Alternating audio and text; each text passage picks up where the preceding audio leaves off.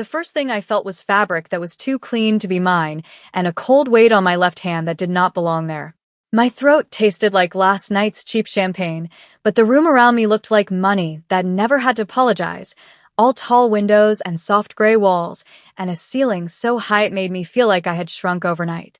When I lifted my hand, the diamond caught the morning light and threw it straight into my eyes, and my stomach dropped as if I had missed a step on a staircase. I sat up too fast, the silk sheets sliding off my shoulders, and my pulse started doing that panicky counting thing, like it was trying to calculate how many ways my life could be ruined before breakfast. I wore a black slip dress that I did not remember putting on, and my heels were nowhere, and the room smelled faintly like cedar and expensive cologne. I whispered, "No, no, no," like a prayer I did not believe in, and then I heard the door open with a soft, controlled click that sounded like permission being granted. He walked in like he owned every breath in the air, a tall, broad-shouldered Korean man with short, sleek black hair, a white collared shirt unbuttoned at the top, and a calm face that did not look surprised to find me awake. His eyes flicked to my hand, then back to my face, as if he had already memorized the ring, and was now checking the damage on me. "You're awake," he said, voice low and steady, like a judge stating a fact. I grabbed the sheet to my chest even though it did nothing to protect my dignity, and I pushed myself back against the headboard. "Where am I?" I demanded, and my voice shook in a way that made me hate myself. He did not rush, did not flinch, did not soften, just crossed the room and stopped at a polite distance that somehow still felt like control. "You're my home," he said. In Soul Hills, I stared at him, then at the ring again, then back at him, trying to stitch time together with trembling fingers. "That's not possible," I said. "I don't know you." His mouth barely moved, not quite a smile, not quite pity. "You do," he replied. "You just don't remember the parts that would make this easier." My heart hammered louder. "Who are you?"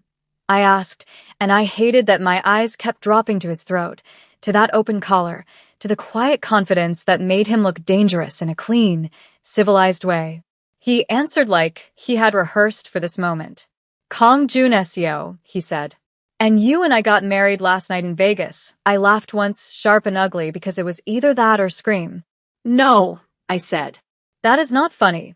He stepped closer and placed a small black velvet box on the bedside table, then a folded document beside it, then his phone, screen facing up, like evidence in a case. "It wasn't a joke," he said, and his tone made it sound like the world did not care whether I believed him. "Look," I forced my eyes onto the document, saw my name printed in bold, saw his beside it, saw a date that matched the emptiness in my head, and my lungs forgot how to work. "This is fake," I whispered, and he finally looked irritated, like my denial was an inconvenience, not a heartbreak. "It's filed," he said. "It's legal," then he added, quieter, almost like it was meant for only me. "And you put that ring on yourself." My fingers curled around the sheet as if it could anchor me, but the floor still felt like it was tilting, and he leaned down just enough for me to smell him and realize this was not a dream I could wake up from.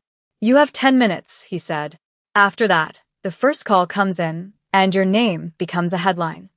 I stumbled into the bathroom and braced both hands on a marble sink that looked like it had never seen panic before. The mirror showed a beautiful 27-year-old African woman with long black hair tangled at the ends and mascara smudged under eyes that looked too wide, too awake, too hunted, and for a second I did not recognize myself because fear had rearranged my face.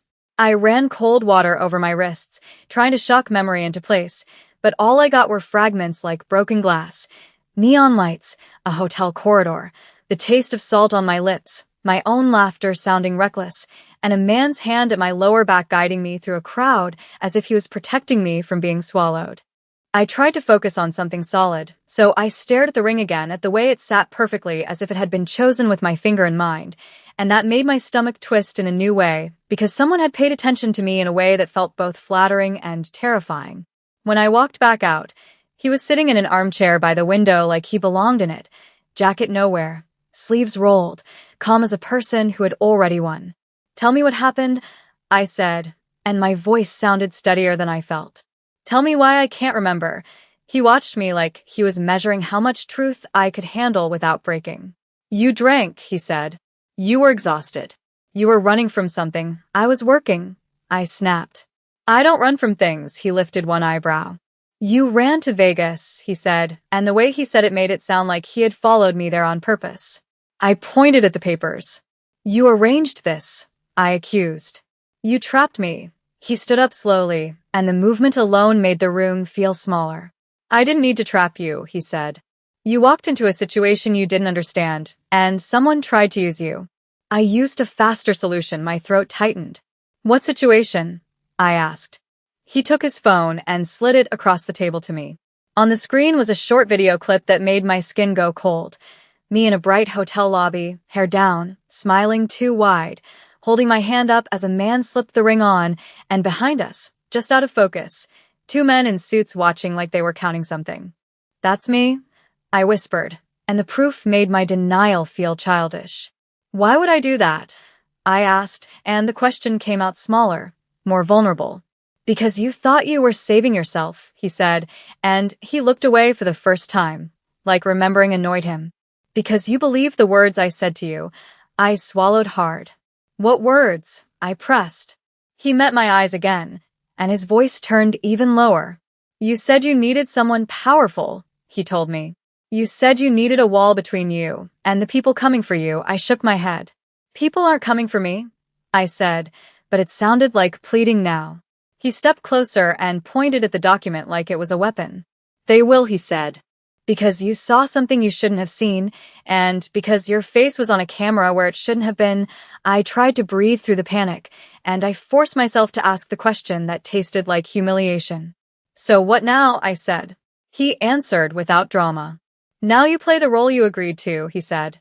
You stay married to me for 90 days, and if I don't, I demanded, because I needed one thing to be mine. His eyes hardened. Then you walk out alone, he said. And I stop blocking the people who want to collect you like a debt. He did not give me a romantic speech, did not promise me safety like a hero in a movie, just walked me into a study that looked like it had been built for decisions that ruined lives. The desk was dark wood, the chairs were leather, and there was a single framed photo on a shelf that showed him younger, standing beside an older man with the same sharp eyes, and the resemblance made my chest tighten because it looked like inheritance and expectation, not love. A woman in a gray suit was already waiting, tablet in hand, hair pulled back so tight it looked painful, and she didn't smile at me like a person meeting a bride. She nodded like a person meeting a variable. Mrs. Kong, she said, and the title hit me harder than the hangover. I'm Matoni Han. We need to move quickly. I stared at her. I'm not. I began, but Juna Seo cut me off with a glance that felt like a warning. She is, he said simply. I felt my cheeks burn, anger and shame mixing until I could not tell which one was driving my voice. This is insane, I said.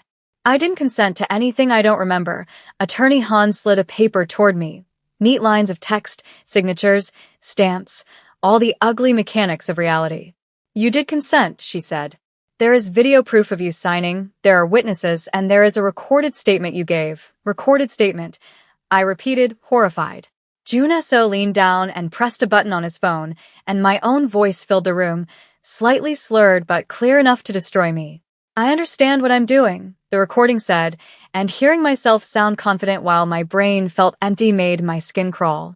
I'm choosing this because I want protection. I shut my eyes. Stop, I whispered. He stopped it immediately, which was the first small mercy he had offered, and it made my stomach twist again because my body reacted to kindness even when my mind screamed about danger. What are the rules? I forced out because if I was trapped, I needed to know the shape of the cage. Attorney Han's tone was crisp. 90 days minimum, she said. Public appearance requirements. Confidentiality. No contact with certain individuals. A behavior clause, I blinked. A behavior clause, I repeated. Juna Seo's jaw tightened. It's for your safety, he said. It keeps you predictable. Predictable for who? I snapped. His eyes flashed, then cooled again. For me, he said. For my family. For my enemies. My throat tightened at the word enemies, because it made his world sound real and violent in a way my old life never had to be. I lifted my chin. If I do this, I said slowly, then I need leverage. Juna Seo's mouth twitched like he respected the attempt. Name it, he said. I looked at Attorney Han. I want the right to leave after 90 days, I said. No extensions without my consent. I want my own bank account while this is happening. I want my friend to know where I am, and I want the clause that says I'm not your property. Attorney Han hesitated, then looked to him. Jun Seo studied me in silence that felt like a slow blade. Finally, he nodded once. Fine, he said. But you follow the schedule, and you don't improvise in front of my family. I swallowed hard. Why your family? I asked. He answered like it was obvious. Because they don't approve of surprises, he said. And tonight, you're meeting them. My pen shook when I picked it up, and my signature looked like a stranger's handwriting. But when the ink dried, the room felt colder because the contract did not feel like paper anymore. It felt like a door locking behind me. They dressed me like a person I had never been, but the clothes still felt like a test. A stylist I never asked for pinned my long black hair into soft waves that looked effortless, then handed me a deep emerald dress that hugged my waist like it had been designed to make men look twice and women look sharper. In the mirror, I looked expensive, and that alone felt like a crime because I did not feel like I had earned any of it, and my old self kept trying to climb out of my chest and run. Jun Seo waited downstairs, already in a black suit, white shirt crisp, no tie, the kind of controlled elegance that made him look like the danger was dressed in good manners. When he saw me, his gaze paused, just long enough to feel intimate, then he nodded as if he approved of the role I was about to play. You look appropriate, he said, and somehow that stung more than a compliment would have. That's the nicest thing you can say, I replied, and a flicker of amusement crossed his face like sunlight slipping under a door. It's the safest thing I can say, he corrected, and he offered his arm like it was a public prop. I took it because I had to, and the contact made my skin heat in a way that annoyed me, because my body was not loyal to my fear. The car ride was quiet except for the soft hum of the engine and the city lights sliding by like we were moving through someone else's life. I tried to keep my breathing even, but every time I pictured his family, my stomach knotted. What do I call you in front of them? I asked. He looked out the window. Jun Seo, he said. Not Mr. Kong. Not sir, I blinked. That sounds too intimate, I said, because it did. He finally looked at me. That's the point, he said. They need to believe you belong. The mansion we arrived at was older, heavier, built like a statement, and the moment I stepped inside, I felt watched by the walls themselves. A woman approached first, elegant and composed, hair pinned, pearls at her throat, eyes sharp in a way that reminded me of a blade hidden under silk. So this is her, she said in Korean, then switched to English with perfect politeness. Welcome. Jun Seo's grip tightened on my hand. Mother, he said, and I felt the word land like a weight. The older man beside her did not move toward me, just studied me with the quiet authority of someone used to being obeyed. You married without permission, he said to Jun Seo, then looked at me. Why, I swallowed, forcing my voice not to shake. Because we chose it, I said, and the lie tasted metallic. The mother's gaze dropped to my ring, then to my face, like she was measuring whether I was real enough to be dangerous. What do you do? She asked. What family are you from? My cheeks heated, and I could feel my old life trying to betray me with honesty. I work, I said carefully. I take care of myself. I don't come from power, the father's mouth tightened. Then why would my son choose you? He demanded. Jun Seo answered before I could. Because she's not weak, he said, and he said it like a warning to them, not comfort for me. The mother stepped closer and lowered her voice. Do you love him? She asked, and the question hit too close to something I did not want to name yet. I forced a small smile and leaned into Jun Seo's side, letting performance become survival. I'm learning him, I said, and the mother's eyes narrowed like she could hear the fear behind my words.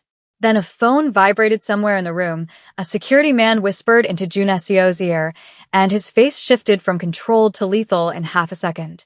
We have a problem, the guard said, and Jun Seo's hand tightened around mine as if he was claiming me before the threat could. The problem did not look like a gun at first, it looked like a smile. Later, I would understand that in his world, the soft threats arrived wearing manners, because violence was always the second step, not the first. Jun Seo pulled me down a corridor lined with art that looked priceless, and I had the sick thought that even the paintings were trapped here, hung up to be admired by people who could afford cages. He pressed me into a small sitting room and shut the door, and the sound of it closing made my chest clench. "Stay here," he said. "Do not open the door for anyone." "What is happening?" I demanded, and my voice cracked despite my effort. He studied my face like he was deciding how much honesty I had earned. "Someone saw you in Vegas," he said. "Someone who shouldn't have." My skin went cold. "Who?" I asked. He exhaled slowly, then said a name like it was poison. "Min Jae," he said. "A man who thinks I owe him." I blinked. "Why would he care about me?" I asked, and I hated how small I sounded. Jun Seo stepped closer and lowered his voice. "Because you are the easiest way to touch me without bleeding," he said. I swallowed hard. "So I'm bait," I whispered. His eyes flicked, irritation flashing. "You're not bait," he said. "You're leverage they can't be allowed to hold." The phrasing did not comfort me, but something in his voice did, because it carried a protective certainty that felt like a wall rising between me and the dark. I heard footsteps outside, muted voices, the faint metallic sound of a weapon being checked, and my knees threatened to give out. "I need my friend," I said suddenly, because my mind grabbed for my reality anchor like a lifeline. "I need to call her later," he said. "Not now. Her name is Tessa," I snapped. "And she will call the police if I vanish." His eyes held mine, and for a moment he looked almost human, almost tired. "The police won't help you here," he said. "They will ask who you are, and someone will answer for you." The idea made my throat tighten. "I want to leave," I said, and the words came out raw, because the romance I could feel starting in my chest suddenly felt like a trap with velvet lining. He did not argue, did not plead, just reached out and brushed his thumb once over the back of my hand, directly over the ring, a touch so brief it felt like an accident and a promise at the same time. "You can leave after 90 days, he said. "If we survive 90 days, my breath caught. "Is that a threat?" I asked. He leaned closer, voice barely above a whisper, and it was the most intimate thing he had offered, because it was honest. "It's a forecast," he said. The door handle shifted slightly, tested, then stopped, like someone on the other side was deciding whether to be polite or cruel. Jun Seo's gaze hardened, and he slid a small object into my palm, cool metal, compact and heavy. I looked down and realized it was a panic device, a single button, no explanation needed. "If you press it," he said, "everything changes." My fingers curled around it, my pulse roaring in my ears, and outside the door, a voice called my name like it already owned it, and I understood that the marriage was not just a lie anymore, it was my only cover.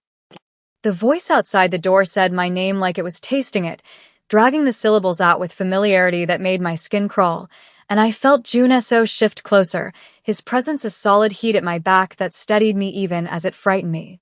"Don't answer," he murmured, so quietly it barely disturbed the air, and I realized he was not asking for obedience, he was calculating risk in real time. My fingers tightened around the panic device until the edges pressed into my skin, and I nodded once because words felt too loud. The handle moved again, firmer this time, and a man laughed softly, the sound slipping through the door like smoke. "I just want to talk," the voice said, smooth and false. Jun Seo stepped forward and opened the door himself before the moment could stretch any further, and the shift was instant, like watching someone flip a switch inside their chest. The man in the hallway was handsome in an expensive, careless way, dark hair slicked back, suit tailored just enough to suggest money without discipline, and his eyes went straight to me like I was an object he had misplaced. "There she is," Min Jae said, smiling wider. "The lucky bride." Jun Seo's voice was calm enough to be chilling. "You're not invited," he said. Min Jae shrugged. "Family event," he replied. "I thought I'd congratulate you." His gaze dropped to my ring, lingered, then lifted back to my face. "You look surprised," he added, and something in his tone made it feel like a threat wrapped in curiosity. I forced my shoulders back and met his eyes, because shrinking felt like surrender. "It was a fast night," I said, and my voice shook only a little. Min Jae chuckled. "Fast nights make expensive mistakes," he said. Jun Seo stepped between us without touching me, blocking the line of sight like a wall. "Say what you came to say," he told him. Min Jae's smile thinned. "Careful," he said. "People might think you're hiding something precious." Jun Seo did not blink. "Leave," he said, and the word landed like a command. For a second, I thought Min-jae would push it, would test how far the line went, but then his eyes flicked to the corners of the hall where security waited, and he laughed again, softer. "Another time," he said to me, like it was a promise. When he finally walked away, the air rushed back into my lungs like I had been underwater, and I realized my hands were trembling so hard the panic device rattled faintly. Jun Seo closed the door and leaned his forehead against it for a brief second, the smallest crack in his armor, then straightened as if nothing had happened. "We're leaving," he said. Now, the drive back to his mansion felt longer, heavier, the city lights harsher against the dark windows, and I could not stop replaying Min-jae's eyes in my mind, the way he had looked at me like a chess piece he intended to move. "You said this would be manageable," I said finally, my voice tight. Jun Seo kept his eyes on the road. "It is," he replied. "But manageable doesn't mean safe." The days that followed settled into a rhythm that felt unreal, like I had stepped into someone else's carefully choreographed life and was expected to hit my marks without rehearsal. I learned which corridors creaked at night, which rooms smelled faintly of coffee in the morning, which staff members avoided eye contact, and which offered small, cautious smiles that felt like secret support. Jun Seo left early and returned late, but he always checked on me in small ways that felt deliberate, asking if I had eaten, if I slept, if anyone had said something that unsettled me. We ate dinner together most nights, a quiet ritual at a long table that made conversation feel intimate despite the space between us. "You don't have to pretend here," he said one evening, noticing the stiffness in my shoulders. "Pretending is exhausting," I replied, and the honesty surprised us both. He watched me for a moment, then nodded. "That's why routines matter," he said. "They reduce variables," I snorted softly. "You reduce relationships to logistics," I said. His mouth twitched. "Feelings complicate decisions," he replied. "And yet here we are," I said, gesturing between us, and something warm flickered in his eyes before he shut it down. The warmth scared me more than the threats, because it made me forget, just for a moment, that this was built on fear and paperwork. I called Tessa from the garden one afternoon, her voice bursting through the phone like sunlight. "Where the hell have you been?" she demanded. I laughed, a brittle sound. "I got married," I said, and there was a long silence before she swore loudly. "That's not funny," she said. "It wasn't meant to be," I replied, and I did not tell her everything, just enough to keep her from driving across the country to rescue me. The first time Jun Seo touched me without an agenda, it startled both of us. We were sitting on the couch, watching something neither of us was paying attention to, when my phone buzzed with a message that made my face drain of color. He noticed instantly. "What is it?" he asked. I handed him the phone, my fingers brushing his by accident, and electricity skittered up my arm in a way that made me inhale sharply. He read the message, jaw tightening. "They found your apartment," he said. Fear flooded me, cold and fast. "They took pictures," I whispered. He exhaled slowly. "You're not going back there," he said. "I need my clothes," I protested weakly. He looked at me, really looked, and then reached out and tucked a loose strand of hair behind my ear, his touch careful, almost reverent. "You have everything you need here," he said, and for a second, I wanted to believe him. The night the illusion shattered came without warning, arriving on the sound of glass breaking and shouting that cut through sleep like a blade. I bolted upright, heart slamming, and before I could even process what was happening, Jun Seo was there, hauling me out of bed, his grip firm but not painful. "Shoes," he said. Now the hallway lights were already on, security shouting orders, and the smell of smoke drifted in from somewhere below. "What's happening?" I demanded, panic clawing at my throat. "A message," he said grimly. A gunshot cracked through the air, closer than I expected, and instinct took over, my fingers slamming down on the panic device before I could think. Everything exploded into motion, alarms blaring, boots pounding, voices overlapping in a chaos that made my ears ring. Jun Seo pushed me behind him as they moved, his body a shield, and for the first time, I saw the violence of his world up close, not as a concept, but as heat and noise and fear. We were rushed through a service exit and into a car that peeled away before the gate was fully open, tires screaming in protest. My chest burned, breaths coming too fast, too shallow, and Juneso reached over and pressed his hand against my sternum, grounding, commanding. Breathe, he said. With me, I forced myself to match his pace, and slowly, the world stopped spinning. Sirens wailed in the distance, growing closer, then fading as the car took sharp turns. They won't stop, I said, tears streaking down my face now that the adrenaline was crashing. He looked at me, eyes dark and focused. They will, he said. I'll make sure of it. We spent the rest of the night in a safe house that smelled like dust and old paper, sitting on opposite ends of a couch while the sun crept up through narrow windows. My hands shook uncontrollably, and he draped a blanket over my shoulders without comment, the gesture quiet and intimate. You didn't sign up for this, I said hoarsely. He met my gaze, something raw flickering there. I didn't expect to care, he admitted, and the words hung between us like a confession neither of us was ready to unpack. The authorities came in the morning, not with sirens and shouting, but with questions that felt sharper, more invasive, because they were wrapped in polite smiles. A man in a dark suit introduced himself and sat across from me at a small table, hands folded, eyes assessing. We understand you were present during an incident last night, he said. Can you tell me what you saw? Juneso stood behind me, a silent presence I could feel like gravity, and I realized how exposed I was without his name, his power, his ring on my finger. I was asleep, I said carefully. I heard noises. I was moved for my safety, the man nodded, scribbling notes. You're married to Mr. Kong, he said. Recently, it was not a question. Yes, I replied. Congratulations, he said blandly. Marriages like yours attract attention. Is that a warning? I asked, surprising myself. His lips twitched. It's an observation, he said.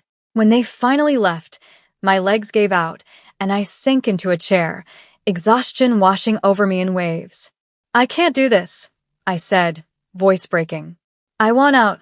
Juneso crouched in front of me, his eyes level with mine, and the vulnerability there made my chest ache. If you leave now, he said gently, they will see it as weakness. I don't care, I said. He shook his head. You will, he replied. When they use you to hurt me, the idea twisted something inside me, fear tangling with something dangerously close to loyalty. I don't want to be your weakness, I whispered. He reached up and cupped my face, his thumb brushing away a tear, and the tenderness in the gesture felt like a betrayal of all his earlier distance. You're not, he said. You're my reason to end this, I laughed weakly. That sounds like a terrible romantic line, I said. He huffed a quiet breath. I told you, he replied. Romance is a liability. I left anyway, because fear can only be managed for so long before it demands escape. Tessa picked me up from a discreet location, her hug fierce and grounding, and as we drove away, the city skyline shrinking behind us, my chest felt hollow instead of relieved. You're safe now, she said, squeezing my hand. You look like hell, I replied, and we both laughed through tears. The days that followed were strange and quiet. My old apartment scrubbed of anything that could be used against me, my phone blessedly silent, but sleep refused to come easily. Every time I closed my eyes, I saw Juneso's face in the dark, heard the gunshot echo, felt the weight of the ring even when it was no longer there. When the call came, it came at dawn, the phone vibrating on the nightstand like a living thing. He's been shot, Attorney Han said without preamble. He asked for you. My heart dropped, then surged, panic and clarity colliding in a way that left no room for doubt. Where? I demanded, already moving. The hospital smelled like antiseptic and fear, and when I saw him lying there, pale against white sheets, a bandage stark against his skin, something inside me broke open. I took his hand without thinking, pressing my forehead to it, tears spilling freely. You idiot, I whispered. His eyes fluttered open, unfocused, then found me, and a faint smile curved his lips. You came back, he murmured. I never said I wouldn't, I said, voice shaking. He squeezed my fingers weakly. I need to change the terms, he said. No more contracts, I replied fiercely. No more cages, he nodded slowly. Stay, he said. Not because you're forced, I swallowed hard, the decision settling into place with a calm that surprised me. I'm staying, I said. But we do this differently, his eyes softened, relief and something like hope flickering there, and as the machines beeped steadily around us, I realized the danger had not ended, but neither had my choice, and this time, it was mine to make.